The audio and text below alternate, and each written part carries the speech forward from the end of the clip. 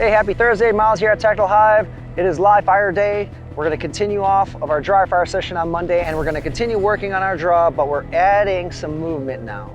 So if you're interested in what I have for you today, make sure to stay tuned.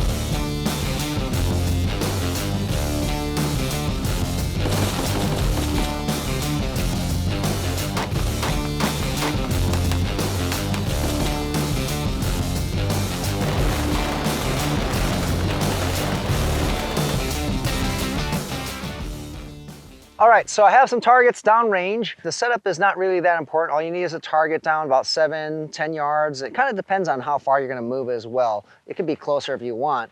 And we are going to work exactly what we did dry fire. There's no surprises here. All right, I'm gonna start with my right shoulder towards the target and we're gonna be working on exactly what we already did in dry fire. Do not worry about the time right now, okay? Don't need a timer to push you or stress you out. I'll talk through this one real quick. You're gonna identify your threat. As I draw, I'm going to start taking that baby step we did 2 weeks ago or a week ago. And once I take that baby step, I'm gonna continue my walk. And all I want you to do is take a few steps, then stop, then take your shot. You don't need to move and shoot right now. If you want to move and shoot as you do this drill over and over and get comfortable with it, go ahead. But to start, just get to the position, then take a shot. So let me show that. Right shoulder here. I identify my threat, I take my baby step, I'm taking my steps, stop, take the shot.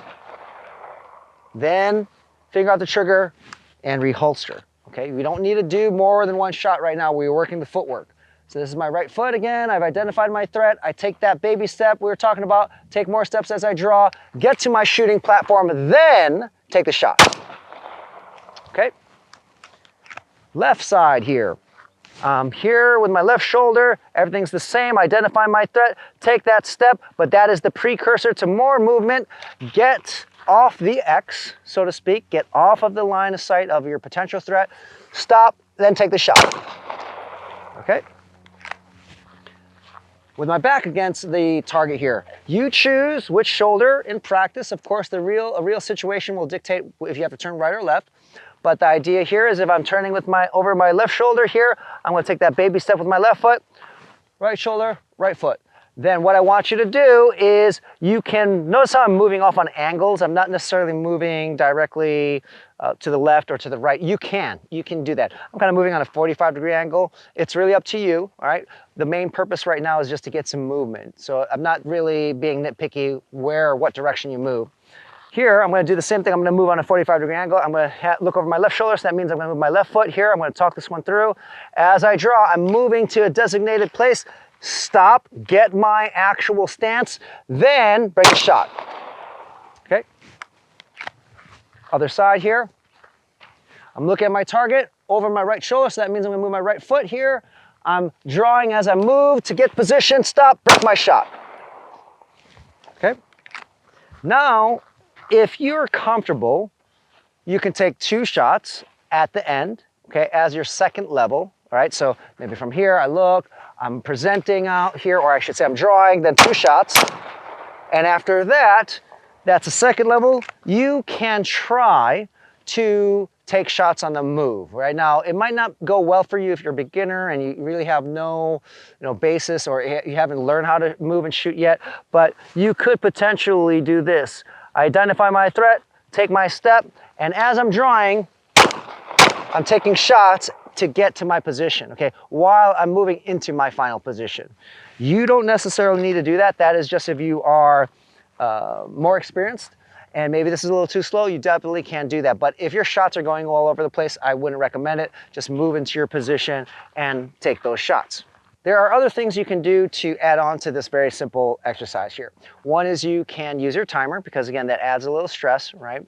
But you don't necessarily have to move very fast just yet. If you are learning the mechanics or feel uncomfortable, not confident, you can go as slow as I was going. If you are going to take it to the next level, let's say you're very comfortable, then you can use a timer and try to move quickly to your position, then take that shot. But before you do so, absolutely dry fire first. Dry fire first, no ammo, anything. The buzzer sounds, you're gonna draw, go to your position, stop, take the shot. Okay, so it would be, I don't have my timer here, but a little bit faster might look something like this.